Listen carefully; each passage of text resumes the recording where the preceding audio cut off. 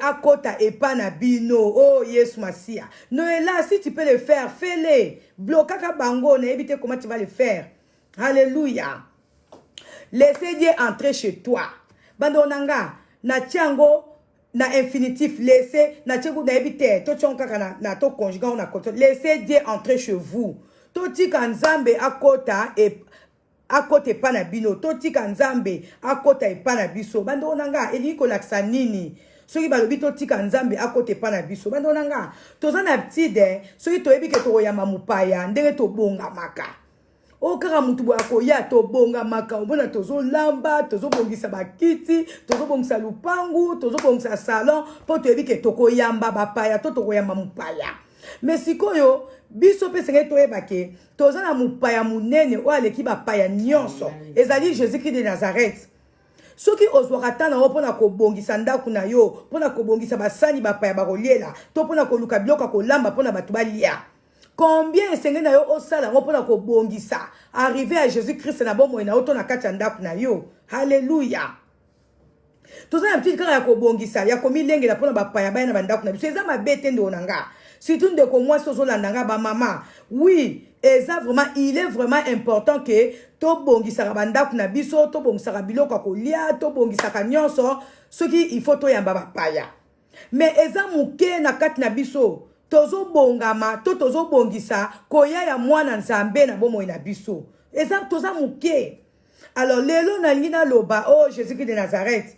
Totika nzambe akota epa na biso. Totika rabapaya baya epa na biso. Totika rabatu ba visitera biso. Mais tozo tika te Yesu Masia akota na bandaku na biso. Tozo tika te Yesu Masia akota na bomo na biso. Tozo tika te Yesu Masia azala invité spécial na bomo na biso. Alors yango leo na sepena teya. Laissez Dieu entrer chez toi. Alléluia. Na conjugango te, na tchonka en infinitif. Laissez na tchonka en infinitif. Laissez Dieu entrer chez toi. Bando nanga. Toti kanzambe akota epai na biso laksi nini. To oti kanzambe akota epai na laksi nini. Alléluia. Et c'est na biso to ebake.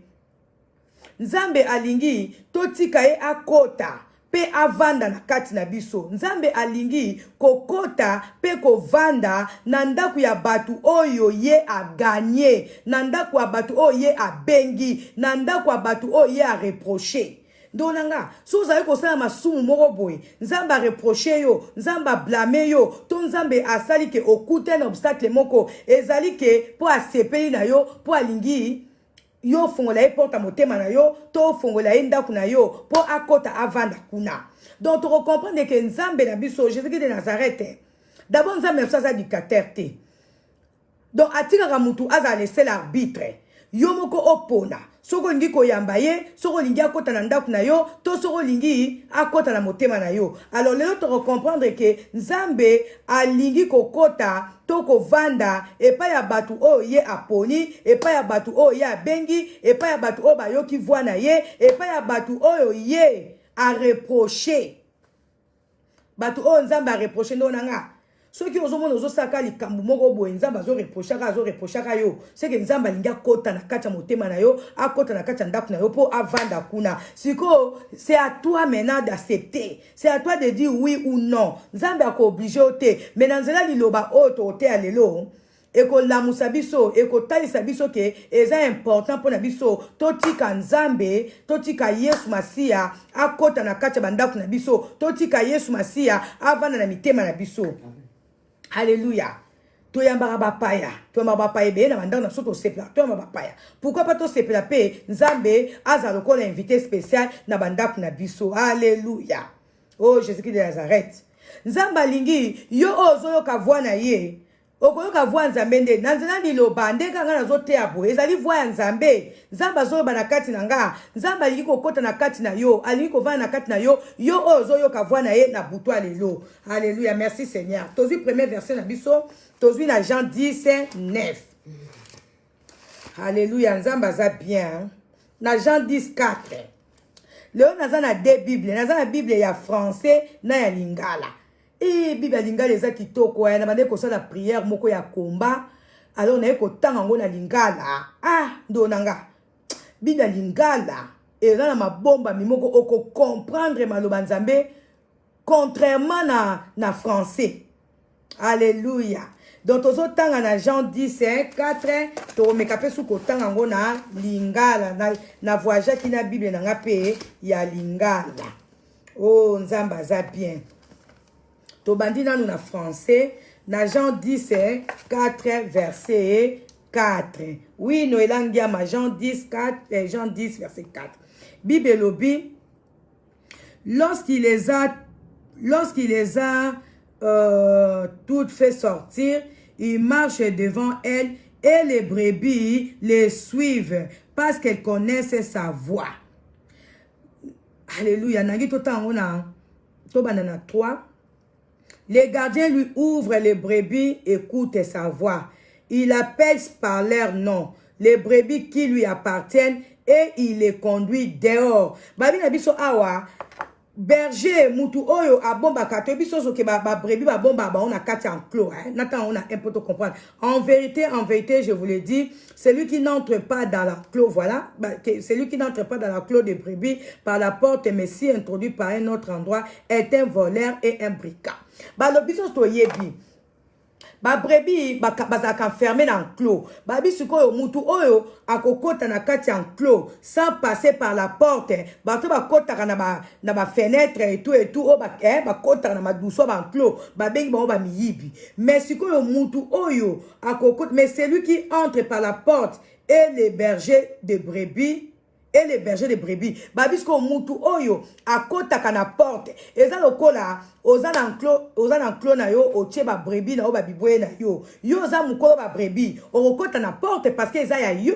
Mais ko mutu aza moyibi oyo eza ya yete akokota na ba porte na ba fenêtre na ndenga ko bata ma po lukai ba brebis. Mais par contre notre Seigneur yaza les bons bergers, yaza berger biso oza ba brebis na ye. Bible lobi mais celui qui entre par la porte et les bergers de brebis, les gardiens lui ouvrent et les brebis écoutent sa voix. Balobi, eza okola bakolo lupang. Bakolo mapang soki boye. Sentinelle sera moni bino. Ako fongola bino porte mba mo po kota parce que eza mapang na bino. Mais mutu oyo aza mukolo lupang te soka yé na libosa porte. Il faut d'abord sentinelle a que se renseigner auprès ya patron to ya konda ou pas intel aza libanda. Mais ba isi biso berger oyo soki atemi na porte ya enclos na eska ba brebis na bazali balobi gardien akotuna même pas akofongole porte mbamo parce que ayebi ke yenda za mukolo ba brebis. Alléluia. Pe balobi et les brebis écoutent sa voix. Biso toza lokola ba brebis, biso okwa toza ba pate. Balobi Yesu Masia soki aye na enclos, soki ba fongole porte akokota pe biso ba pate na ye tokoyoka voix na ye. Alléluia. Oh Jésus-Christ de Nazareth.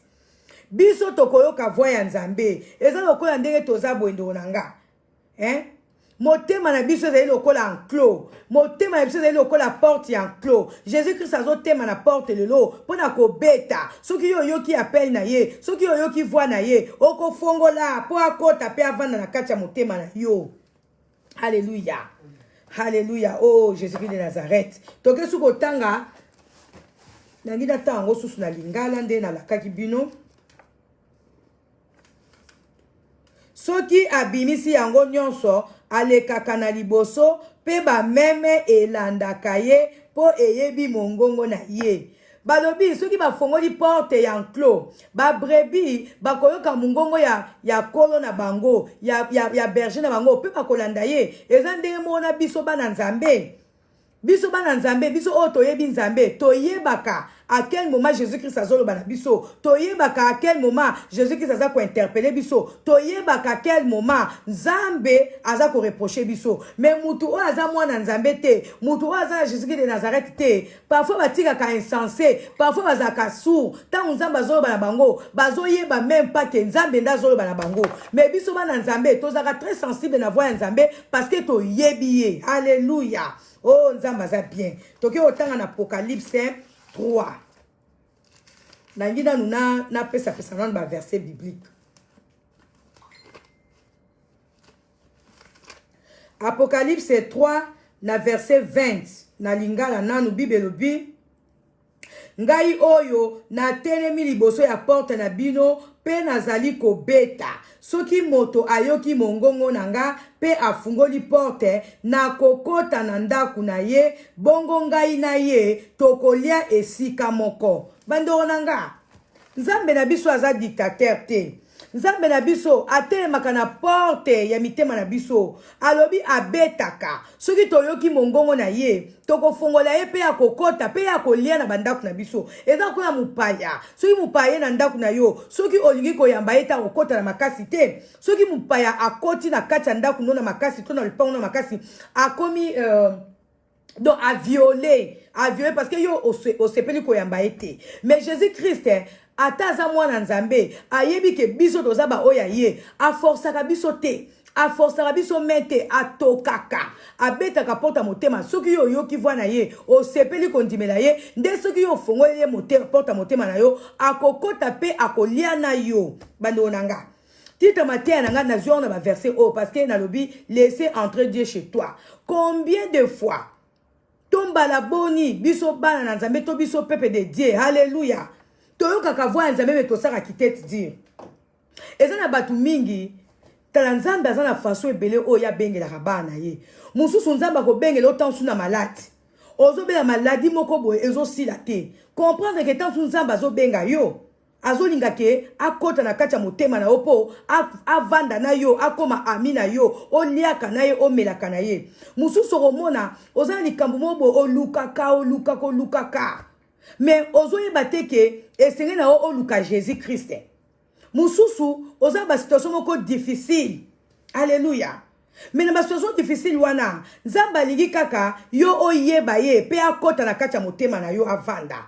Mususu okoza na libala bando kota na libala kaka ba problème. Tant que ezali moyen par lequel oyo Jésus-Christ azolinga yo fongola ye porta motema na yo po akota avanda kuna akoma muninga na yo. Mais batu mingi bazozala ba sourd, batu mingi bazozala ba miwe, quelque chose ba circonstance bazokoma nango, bazomona make non likambo penze zosenga ke fona lukanzambe, likambo zosenga penza ke fona tika nzamba kota na kati ya vie nanga. Moko mona malgré ba situation difficile, malgré be preuve azoleka nango, mais alingi ka kotika la Jésus-Christ place na motema na yete. Alingi ka kotika la Jésus-Christ place na kati ya ndaku na ete. Eza makambo ezoleka na bandaku na biso, eza makambo ezoleka na ba famille na biso ndo nanga. Ezo senga kaka Jésus-Christ akota nda vanda.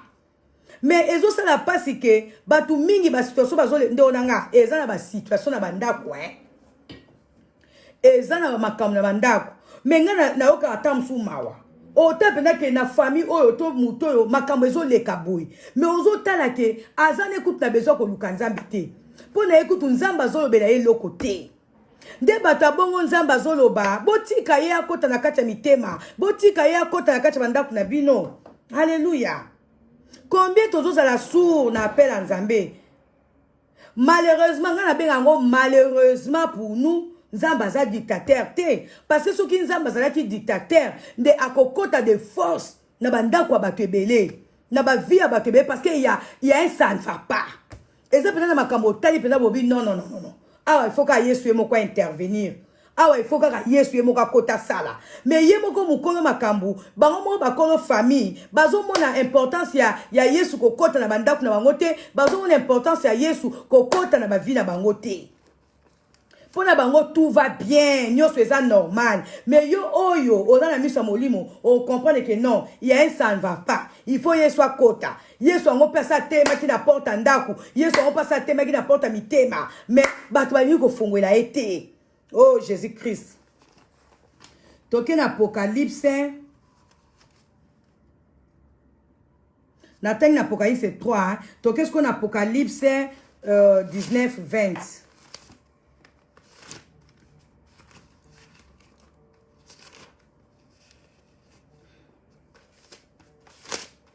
Ceux qui bozo se permettent à botter la ngaba j'aime pour comprendre que bozo comprendre ni nazotea.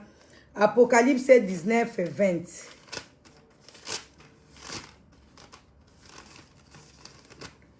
Apocalypse 19-20.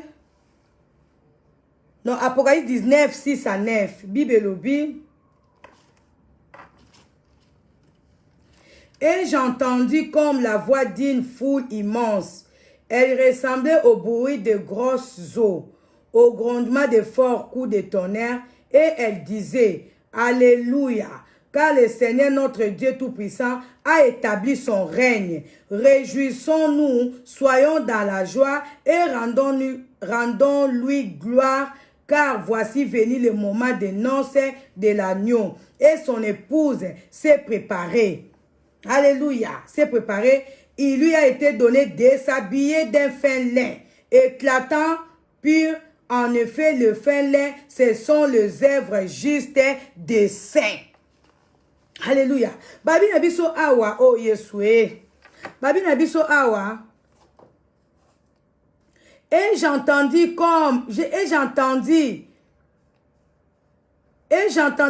la voix d'une foule immense. Elle ressemblait au bruit de grosses eaux. Grosses eaux dans ma maille. Oui, maille soke zoya. Maille soke zoya. Maille soke zoya. Babi nga ona lingala o. Maille soke zoya engu na comment lingala les a passé. Oui, maille soke zoya belé. Ezala makelele. Maille soke zo chola. Ezala makelele na ho. Voilà. Au grondement de forts coups de tonnerre. Et elle disait, Alléluia, car le Seigneur notre Dieu Tout-Puissant a établi son règne. Yesu soki azoya na kati son donanga oko yo kango lokola coup de tonnerre parce que Yesu a besoin a établi règne na ye na kati mabota na biso. Balobi car le Seigneur notre Dieu est tout puissant a établi son règne. Réjouissons-nous, soyons dans la joie et rendons-nous donanga. Yo oyo Yesu avanda na kati ya motema na yo. Yo oyo Yesu avanda na kati ya ndaku na yo. Yo oyo yebi Yesu. Yo oyo ndimela Yesu. Alléluia. Merci bambonge. Christelle Masaki. Babi to zane sengo. Biso ba oto yebi Yesu. Biso ba oto yamba Yesu na mitema na biso. Biso ba oto yamba Yesu na kati ya ndaku na biso. Ba lobi to zane sengo. To rendre ye gloire.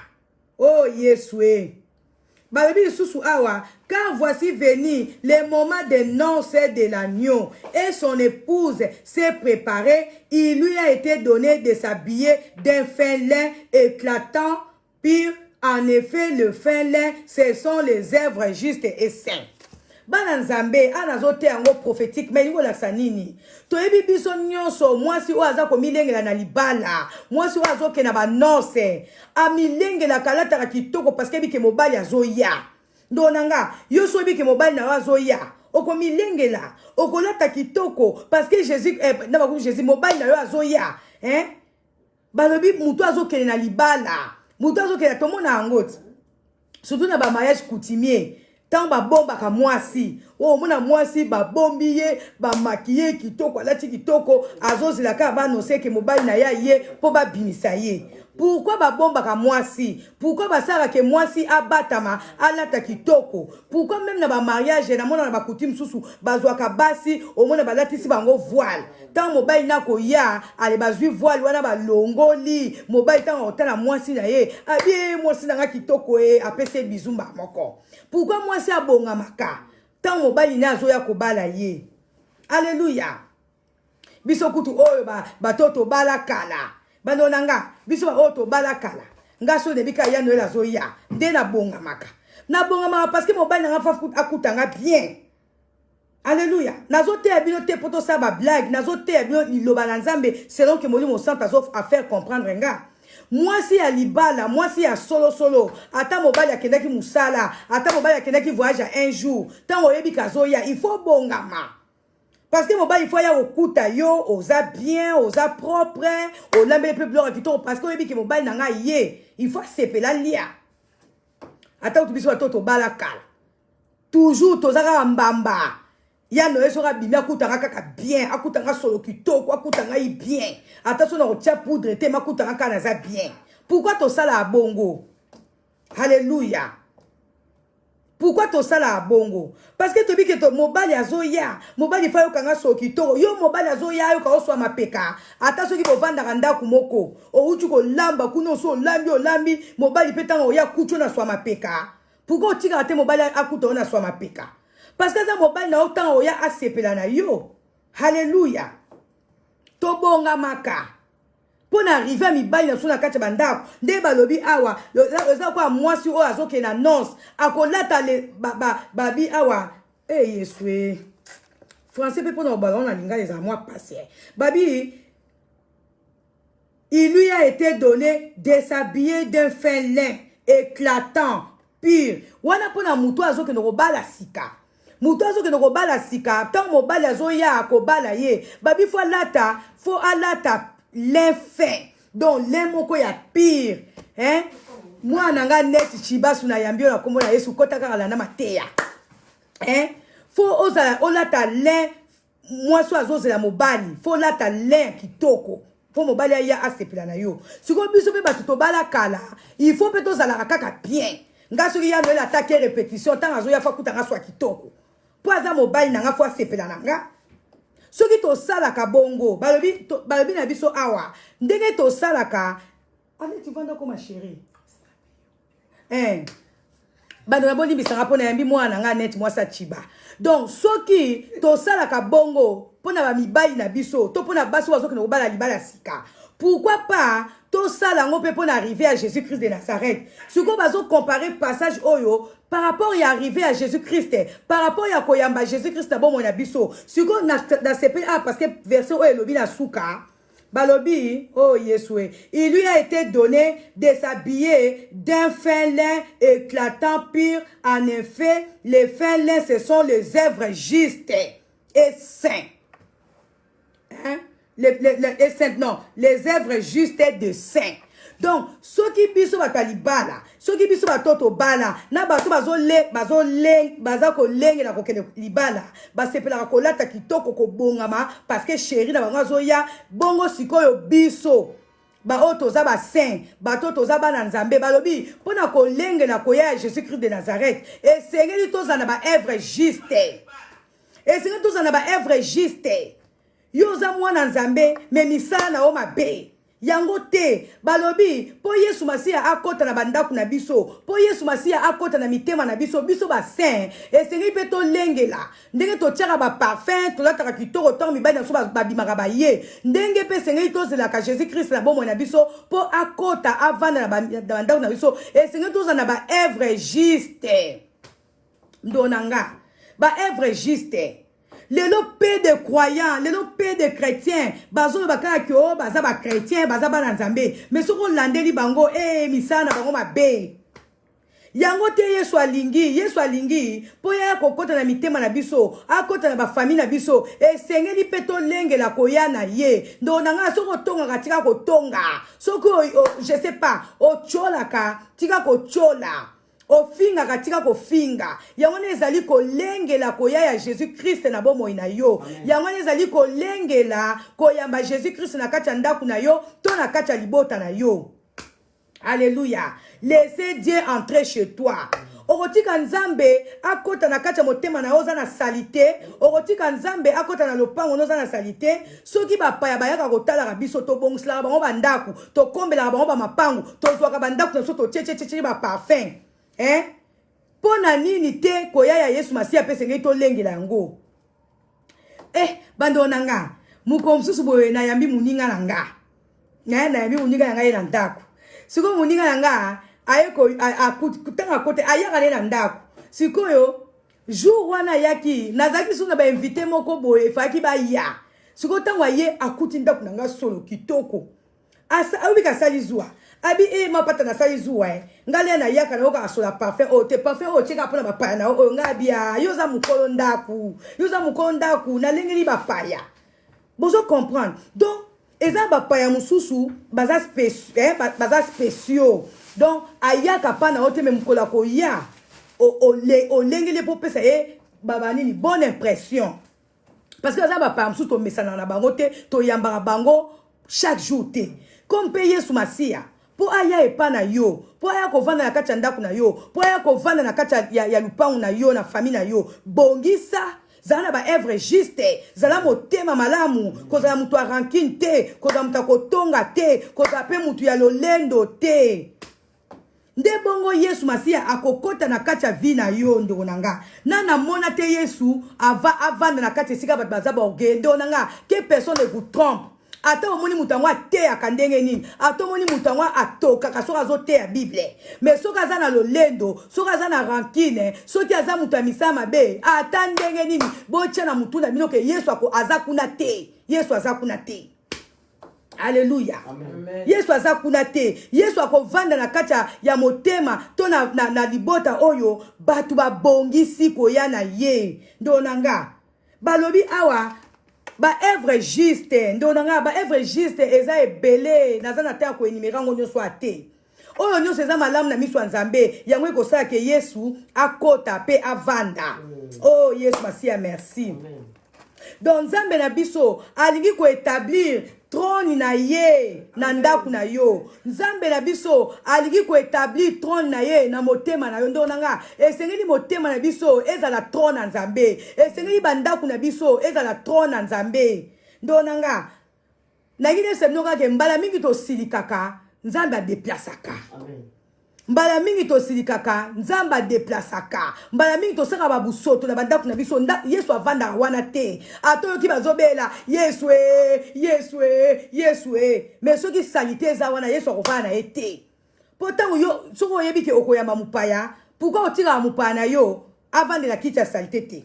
Pourquoi otira te mupaya na yo akota na lupanga kuta salite? Po yebi ke mupaya wana soka ye akovanda te? Soki mopaya kokovanda na ndako ya salite te. Soki mopaya kokovanda esika sola masube ezali te. Est-ce que Yesu akoya kovanda pa yo muta lolendo? Yesu akoya kovanda pa na yo muto tongaka? Yesu akoya kovanda pa na yo muto ndimaka batu te? Yesu akoya kovanda pa na yo mutu oyo omimona kake yo en dehors na yo batu musu baza te? Yango ndeza ba œuvre esengeli to changer. Alléluia. Boye bisanga avancer. Peuple bandiko ya oh Saint-Esprit merci. Nzambe na biso alingi ko établir règne na ye na kati mabota na biso bandonanga. Moi je ne vous trompe pas, moi je vous dis la vérité. Naza moi sa libala bandonanga mama nanga semaine le kika boye mama nanga ye naza ki biente. Na moni peza ko nazo mona ke naza na Yesu mais na moni ki Yesu akomwa musika. Na bi Yesu akoke musika ngate jamais. Yesu zonga Yesu zonga. Oh, nous sommes ko tia Yesu usika yanga niti mo bakanda mo boy na longo liango. Po Yesu akoya kovana na kanda ndonanga atopesa 1000 prophéties par jour. Prophétie ko yate. So mo mutazo pesa prophétie na se akanda se ka inventango. E ko yate. So moni mutu azo pesa prophétie mais azana kanda te akosi. Parce que na se akanda ozwa prophétie te. Okozwa prophétie te. Parce que akoyate akozala wana te molimo santa akozala wana te mais Yesu na biso aza kosenga biso alobi aza na posa kota na bandaku na biso aza na posa akota pe a régner oh Yesu Masia oh Jésus-Christ de Nazareth totang na like 22:30 na like 22:30 na like 22:30 Bible si biso.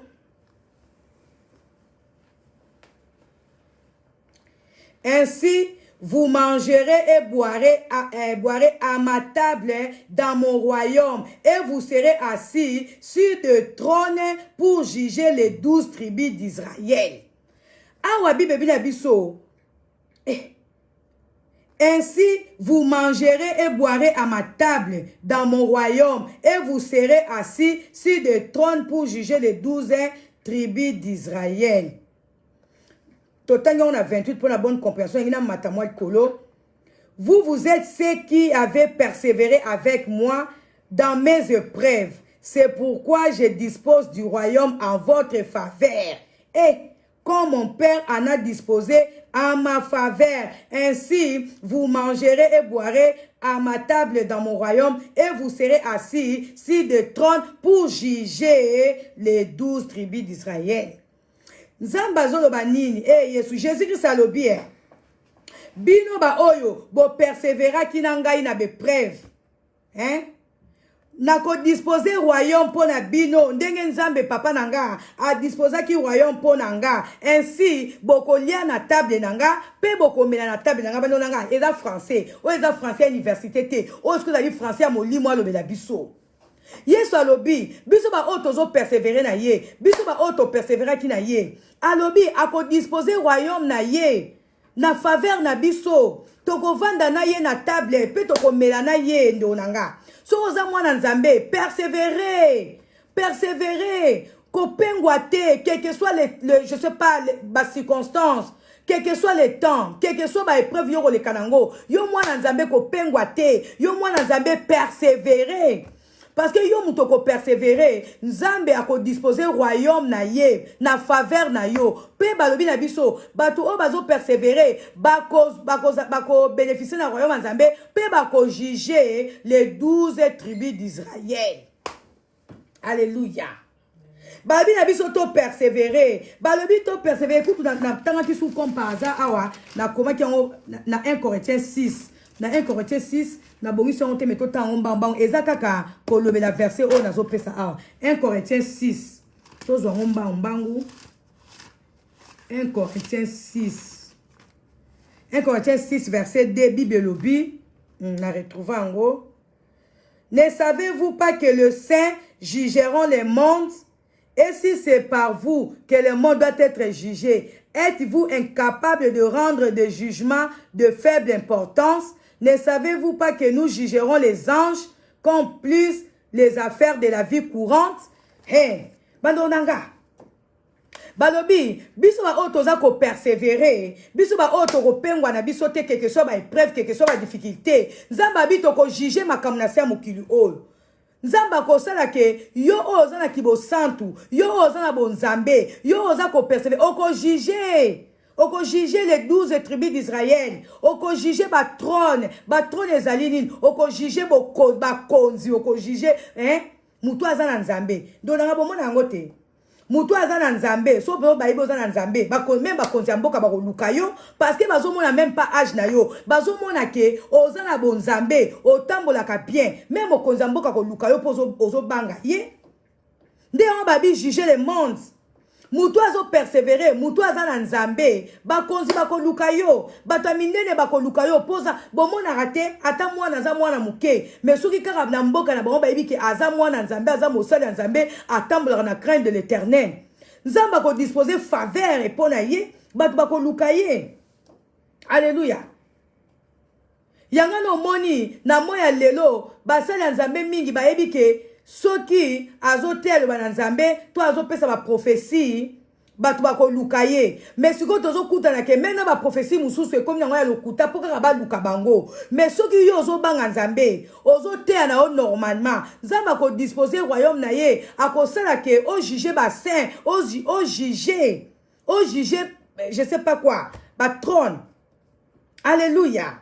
Yo ozo persévérer babi to pengwa te ata ba difficulté ngoye ndenge nini balobi to pengwa te to bongisa to zala bien pour moi na nzambe a disposer royaume na ye na faveur na biso to betela nzambe maboko pe balobi to lia donanga Yesu pe azaka mopaya soko yambi bien ndenge to yambaka bapaya bandako na biso to bongisa bango mesa to liaka na bango ensemble ndenge moko pe soko bongisi koya ya Jésus Christ na bomoi na yo Bible lobi Yemoko Jésus-Christ a dit, vous mangerez et boirez à ma table. Yo lingi no kolia na mesa ya Jésus te. O lingi no kolia na mesa Jésus te. Bandonanga. O ebito esengoni to zara na autant to lia ka mesa mona ba konzi. Ndonanga mo konzi mo kaka invité yo. Si oko sepela, oko bongama parce que bike mo konzi ndazo ya na ndaku na yo. Nga soki debi ke jouana mukonzi moko oya ndaku na biso ndenge na boma kanzoto bandonanga na boma kanzoto pena na lamba ka kitoko na zwi ndaku na bongisi pota mukonzi na ko ya nga peta za ne sengo moi fier mo bona olia na mukonzi siko Jésus Christ e mokonzi abakonzi tolingi ko bongisa ko ya na ete tolingi ko bongisa te mesa nini oto ko lia na ye yesa ko lia esika mona biso te tant que tozana ba caractère mabe donanga esenge to changer ke Mutuaza propre azate, mutuaza irréprochable azate. Bisonyon sotoza mabe. Mais tant to reconnaître que toza mabe, to bongisa, poto liana mesa moko na Yesu Masia. Alléluia. Amen. Oh, balobi, c'est lui. Nde ouais ça va commentaire na na commencer na préparer matéria. Mutu azo collaborer na Jésus. Mutu oyo azo banga nzambe. Ako juger ba trône ezali ba ba kita bokonzi soko zo banga nzambe ndonanga oko juger bakonzi omona mukonzi moko pe boye eyo senda bakonzi bandaka bakonzi pe basi na mibali babunda ke omanga mukonzi moko na mwasi babundi babi likambo tozanga we tobenga nani bakobenga yo muto banga nzambe poko opesa bango conseil ataza mukonzi baza pe na besoin ya muto azobanga nzambe ko opesa bango conseil siko yo bayebi yo mosali ya nzambe mais yo moko za ba œuvre juste te bakonzi ba kobengo ndeni okende ko juger mabana bango ndeni ni. Alléluia. Exemple ni okopesa. Alléluia. Oh Yesu Masia, Yesu mokonzi. Ah, soki matin o ezo simba ebo ebsanga. Totangi nanu na préparé ba verset be totanga na Luc 12. Na Luc 12 verset 35 tina 36. Balobi awa, mettez une ceinture à votre taille et tenez vos lampes allumées. Soyez comme des hommes qui attendent que leur maître revienne de noces, afin de lui ouvrir dès qu'il arrivera et frappera. Heureux ces serviteurs que le maître à son arrivée trouvera éveillés. Je vous le dis en vérité, il mettra sa ceinture, les fera prendre place à table et s'approchera pour les servir. Donanga, balobi, to tenir ba lampe na biso allumée, tous à la près pour na koyamba Jésus-Christ de Nazareth. Jésus-Christ a koyana ndaku na yoto za salité. Jésus-Christ a koyana ndaku na yote. Jésus-Christ a kovana na motema na yote oza motema mabe. Oza motema mabe, Yesu akoyate. Linga ato silikaka me oza motema malamu po ola na kanda te bando nanga ngana bisaka bilomba ya mingi ngapa na silikaka me nazo senga nzambe longola nga kanda na et puis comme aussi là pour naza ya besoin Jésus Christ afanda na kati nanga chaque fois soki naza na kanda na remarkaka te même ata ba vision o na zwa te même ata pona te na okoka koteya te na koteya bino masapo na koteya bino bilobela. Parce que Yesu a kovanda na kanda te, Jésus-Christ a se manifesté na kanda te, Jésus-Christ a kopesa la révélation na kanda te. Alléluia. Yango ne senge na biso, tout est na kabalampe na biso toujours allumé. Balobi, soyez comme des hommes qui attendent que leur maître revienne de noces. Hein? Tous allons toujours tout tenir ferme, donc tout tenir ba lampe ne soit allumée, ba lampe allumée zali nini, tout tika ba mwinda msa kopela, tous à la misa malamu, tous à la bien, tous à la gentil, tout tika orgueil, tous à batamisa malamu. Pourtant Yesu akoya na ba vie na biso akuta biso toza malamu ndeko nanga. Amen. To prépare kaka koya ba pa na banda na biso, mais tozo préparer koya Jésus Christ banda na sonné du poignet. Tozo préparer kaka Noël zoya, endo nanga. Noël nango, obali ko préparer ngo sikoyo, banda nanu ko nettoyer motema na yo. Banda nanu ko nettoyer ndaku na yo, ndaku no eza salité. Salité o tozo lobela awa ezali salité ya ba poubelle te, ya ba matiti te, ya ba bakasa kwanga te. Misa malamu eza pe ba famille mususu banda na papa tina mwana suka, baza batu mabe. Famille abongo Yesu akovanda te. Alléluia. Amen.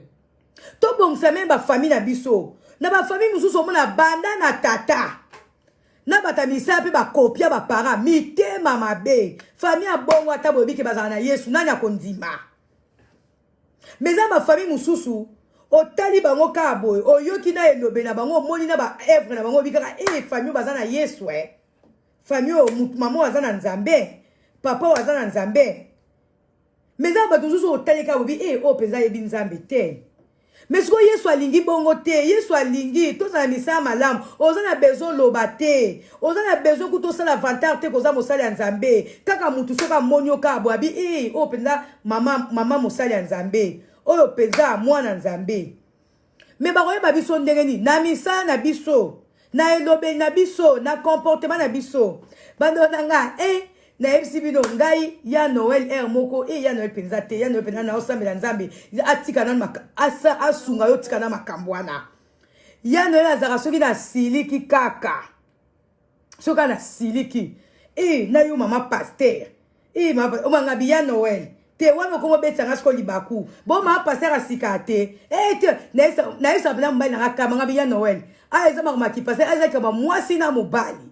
Mona kake magiki mwasi na mobali yango osiliki me ozomona kaka oza leste il faut que tika ka kanda yango parce que ça ne va pas na libala eza makambo mosusu bonzambe mpe eza makambo mosusu me na kati ya libala yango mpe kaka ezosenga na makambo nyonso kaka otalisa kaka ke oza mama paster sikoyo ozomona ke ato bosala mobali no mwa zuwa mwa kanda mo boye mobali deja zuwa oyebisabi omoteke esimbi te omona teke esimbi te sikoyo ozoluka kanda ndonanga ngai nalukaka kanda makasi nalukaka ngo ya koluka pende evandaka te pourquoi parce que yesu namona kaka ke non fo yesu kaka azala nanga tous les jours ndonanga toluka tobongisa tokomona bavantage ya kozala na yesu masiya na kati ya bandako na biso tokomona avantage ya kozala na yesu masiya na kati ya mitema na biso eza bien totanga na lik 12 totangi na 12 donc awa tozo comprendre que soki mutu ayoki voix ya nzambe oh yesu balobi tika nzambe akota na kati ya motema na yo tika nzambe akota alia na yo ndonanga so ozosepela kolia na bapaya oyo bapaya oyo ya bakonzi bato bapambwama sikoyo yesu masiya oyo aza mokonzi ya bakonzi olingi na yo koinvite na mesa na yo te ndeko na nga yesu alingi otikela ye mpe akota asiéger arégner na kati ya motema na yo mpe na kati ya libota na yo. Donc essayez de comprendre que Jésus-Christ alingi ko occuper bandako na biso, Jésus-Christ alingi ko occuper ba foyer na biso, Jésus-Christ alingi ko occuper ba famille na biso. Oh Yesu Masiya. Donc moi si à condition que tu le fasses entrer toi-même. Yesu akoya kokota lokola violeur te na ndako na yo. Yesu akoya kokota lokola violeur te na motema na yo. E sengeli yo moko soko ki voit na ye, fongo na porte. Mupaya beto li porte. Yo fongo li ta continue makasi oko silikati. Oko silika. Yesu aza na ye dictateur te, Yesu alingi te akota na makasi parce que soki Yesu abia akota na makasi ko akokota parce que aza nzambe. Mais alingi ke mutu yo moko za na consentiment ya koyamba ye lokola mokonzi pe mobikisi na yo. Alléluia. Oh Jésus-Christ de Nazareth. Na komo ke na suka. Oh Yesu Masiya. Donc Yesu Masiya alingi ke yo moko ozala seul arbitre à vie na yo. Yo moko osepela koyamba ye. Ndenge osepela koyamba bapaya na ndako na yo. Eza pe bapaya mususu olinga pe koyamba bango te. Ote pe no bite ona oyamba ete. Ndenge moko Yesu pe alingi te akota na kati ya motema na yo ozala ba murmure. Na inga na ngako yamba Yesu ngote na yambie kaka te. Yesu pe na lingi tango yambiye do ozane sengo. Babi na biso tozali c'est l'arbitre à vie na biso. Yesu oh Yesu Masiya. Alingi kaka ke kotalisa yo soki oyambie na motema na yo, soki oyambie na kati ya ndako na yo. Oko juger ba nation, oko juger le monde, oko juger ba trône, yango ndi avantage. Donanga, soko yambi Jésus-Christ, soko zo collaborer na Jésus-Christ, oko juger ba saint, oko juger ba tout. Oko za na valeur. Batu bako luka yo, batu bako luka mama yaka na ko katla likambo, mama ngana âge nanga na katara makambo batu aza ba 72 ans, ba 75 ans. Na âge nanga. Yo ngasi ba mikolo na ba benga nga kaka pona ki mama Sylvie, non? Ba benga nga po babike naza na bonzambe na kati nanga na ko apporter un plus na bomo na bango. So iba yebike na ko mema un plus na bomo na bango te ba benga nga te. Donc Seigneur tous na Jésus-Christ. Alléluia. Oh Yesu na comme na suka totika na verset moko. Totangi na Deutéronome o banata ona na lingala, après na temps na français. Oh Jésus-Christ de Nazareth. Na comme na suka verset ya suka. Deutéronome 30. Deutéronome 30 verset 1. Makambo nyonso oyo na yebisi bino mapamboli na masuma ekosalama tango Yawe Nzambe na bino akopanza bino na bamboka ya bapaya bokozala kokanisa makambo yango bokozongela ye pe bokobanda kotosa ye lisusu boye bino na pana na bino bokobanda kolanda na motema moko pe na maye na bino nyonso mibeko oyo na yebisi bino lelo lingala ngo pe pasi totanga susu na français.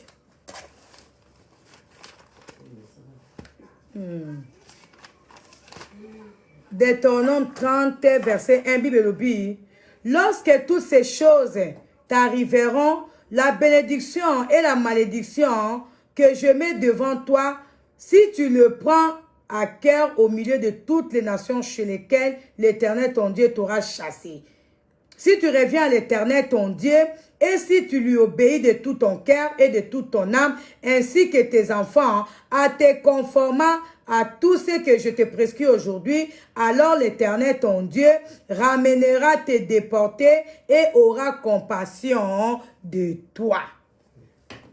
Bon, comprenez ce que nous avons bien. Bon, moni na ebandeli bato bolanda kinga, na loba kinin. Ezana ba famille mususu banda na papa tina mwana, ba yebi nzambe te. Baza bat mabe. Bata bongo moye baza na besoin nzambe za te. Est-ce qu'on a ko comprendre Bible lobby, hein? Bible lobby awa. Lorsque toutes ces choses t'arriveront, la bénédiction et la malédiction que je mets devant toi, si tu le prends au cœur au milieu de toutes les nations sur lesquelles l'Éternel ton Dieu t'aura chassé, si tu reviens à l'Éternel ton Dieu, et si tu lui obéis de tout ton cœur et de toute ton âme, ainsi que tes enfants. Voilà, là où on parle de la famille. Ainsi que tes enfants. C'est que yo papa, yo maman, na bana na yo. Voilà de libota. Donc, tu vas comprendre que les appels ma famille sous kobana na tata tina bana, baza bato saranzambe te, baza bato ba obéissance mibeko to bato ndonga moyenza bava na kati famille ngweza te. Mais a balobi na soki yo za ko obéir, bénédiction ko kota na kati ndako na yo ainsi que na bana na yo. Alléluia. Amen. Oh, si seulement si, hein, condition ce qui sine quoi non to yeko na classe. Ce qui kaka yo ndimi Jésus-Christ na kati motema na yo. Ndo nanga.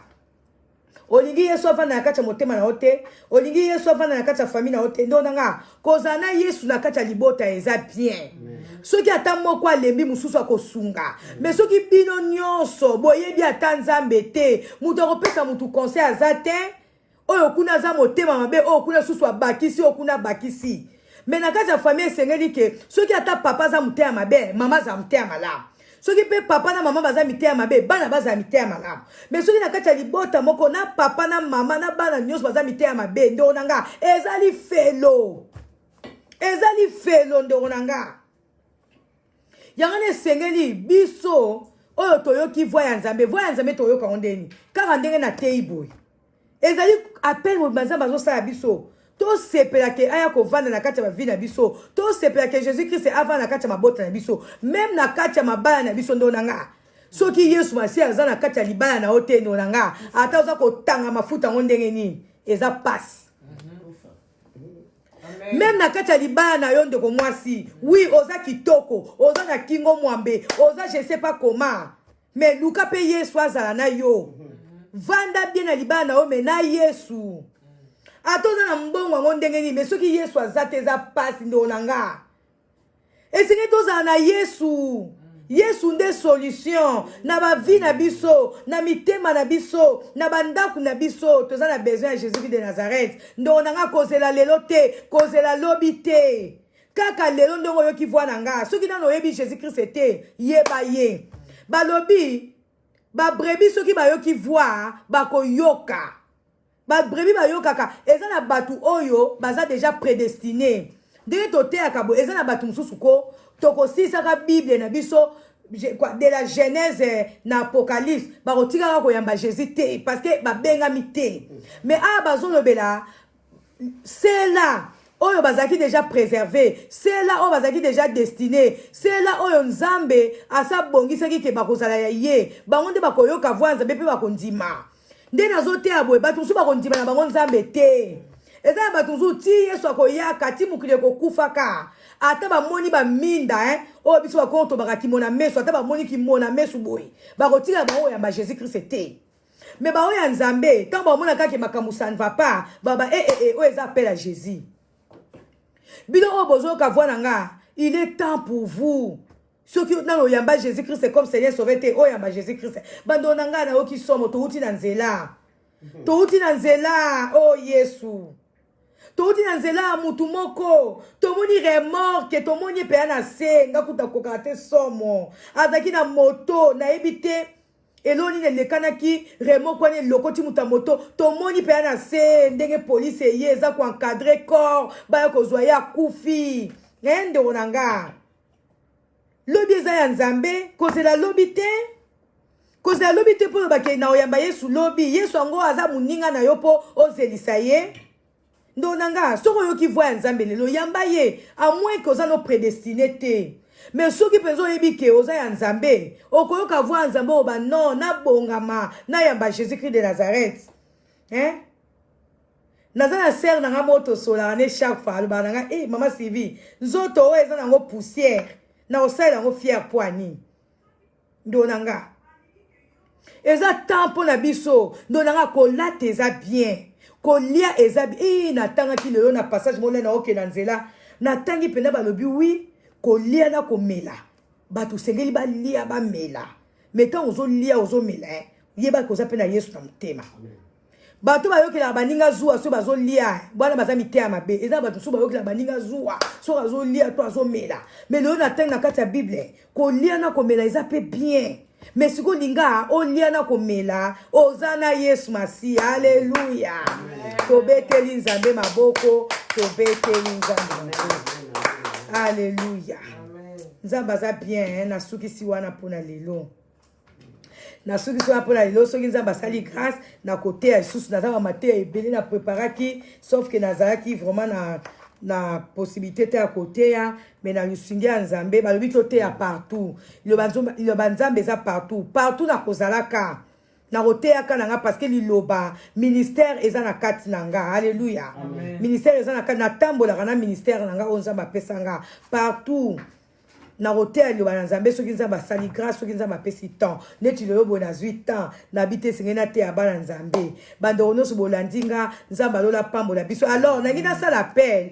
parce que ezali matin ya appel. Bonjour fidèles internautes de www.elengiakomba TV. Bonjour, bonsoir, balandi nyonso ya Elengiakomba Congolaise TV.